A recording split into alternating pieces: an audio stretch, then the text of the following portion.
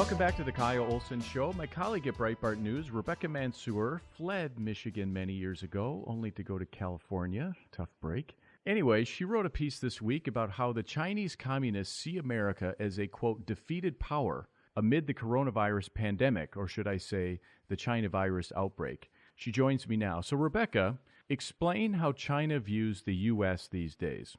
Well, China has always viewed Western powers, especially the United States, as on the decline and as competition.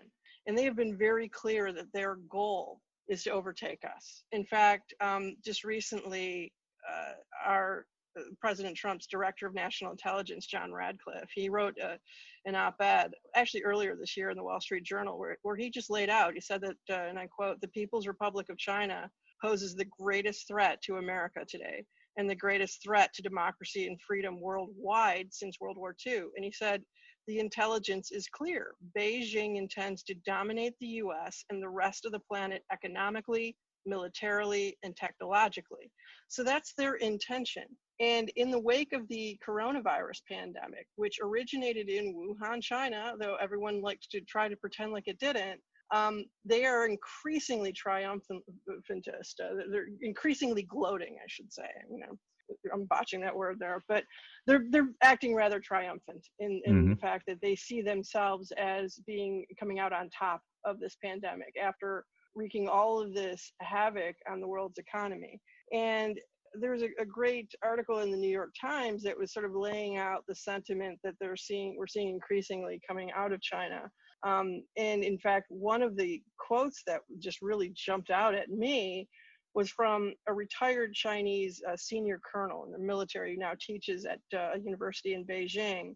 And he said, and I quote, "In this fight against the pandemic, there will be victorious powers and defeated ones. We're a victor power, we meaning China." And he says, "While the United States is still mired and I think may well become a defeated power." So, I mean, that is the way that they're looking at it. And this is, of course, echoing all of the op-eds that we see coming out of China's state-owned media, where they discuss how the United States is falling apart.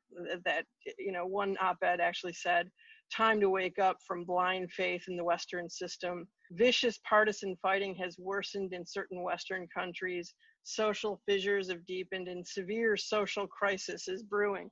And this is how they see the United States, as falling apart and being torn apart internally.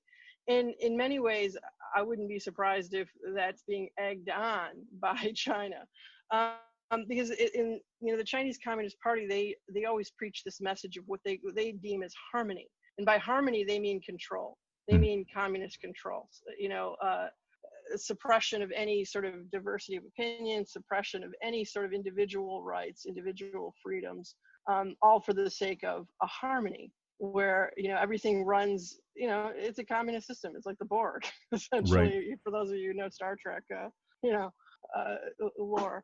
So, I mean, that's the way that they see things. And so they see us as falling apart from all of the internal dissent, caused because of the coronavirus pandemic and everything else. And this is, of course, coming on the heels of all sorts of new information that's coming out of things that we've suspected all along, but now we're seeing very clear evidence of how much Chinese communist intelligence officials, spies, and all that have infiltrated our government, our corporations, corporate America, all aspects, our university system. I mean, there was a report out of Australia that leaked in the Australian papers.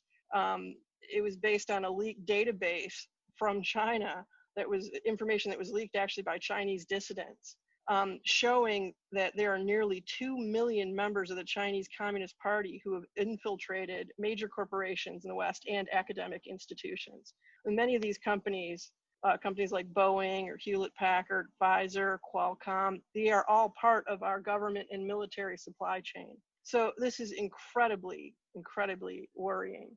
And and the thing that's even also astonishing is that the Chinese Communist regime hasn't denied this report. They've actually kind of gloated about that as well. They've actually came out in their state paper, newspaper actually said, well, yeah, of course, there's going to be Chinese communist officials in all of these corporations because anyone in China who's important is going to be a member of the Chinese Communist Party. So, well, Mm-hmm. who cares?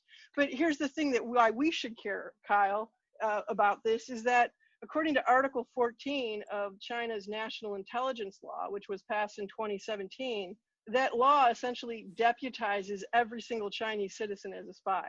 It states, and I'm going to quote because I think this is important. It states, Article 14 says, national intelligence work institutions, when carrying out intelligence work according to laws, may ask relevant institutions, organizations, and citizens to provide necessary support, assistance, and cooperation. In other words, if you are a Chinese citizen, the Chinese Communist government has the right by law to insist that you cooperate with their intelligence agencies by providing basically spying for them. Mm-hmm. So yeah, kind of concerning. So this is what's all of this is happening in the context of. Right. So Joe Biden was declared the president-elect this week. Do you think the Biden family connections to China can be viewed as a good thing for America in this situation? Oh, absolutely not. It's a horrifying thing. Mm-hmm. It's a terrible thing. I mean, the revelations that are coming out about Hunter Biden, very clear revelations, and about Joe Biden too. I mean, he was office mates with, Hunter Biden's Chinese Communist business associate. These are all very concerning, shocking, and I mean, this is the new Cold War. And during the campaign, we saw Joe Biden unable to call China a foe or an enemy or even an opponent. Are you concerned China could take advantage of a naive or compromised Joe Biden? Absolutely. I mean, even if like Joe Biden isn't like some Manchurian candidate or, for, China, any sort of thing like that. I mean, even if he's just, a useful idiot, that's very dangerous for us in a situation where China is moving all of the pieces in place to dominate us. And we're just, whistling past the graveyard, essentially. So what can Americans do about that? I mean, the average person, if the Democrats control the House, if there's a very narrow majority or potentially the Democrats control the Senate and there's a Democrat in the White House, what can the average person do about that? Make your voices heard. I mean, look, like I said, we've been in this situation before. This is what happened in the last Cold War, and the Democrats, when they realized that they had a problem with people in, their administration who were communists, President Truman took action. He instituted loyalty oaths, things like that. I mean, this is the whole dreaded, McCarthy era and all that. We forget the history or the context of that era, which was there really were Reds under every bed. This thing goes. It was really a real issue, a real problem. And, we're in a situation, too, where this is looking like a real problem. And so, we have members of Congress who are stepping up, who are realizing this is a serious issue. We have the whole situation now with, Congressman Swalwell, who is apparently, a pawn maybe, or I don't know what his relation was with this woman who's an alleged spy, but it's looking pretty serious. And there's a lot of movement on trying to get him stripped of his intelligence committee, memberships and things like this, which seems just common sense. We need people just to make sure that their voices are heard on this. We still have a democratic system. We still have the power of the ballot box, and we can still vote. And people just have to stay engaged. This is going to be another long twilight struggle, like the last Cold War was.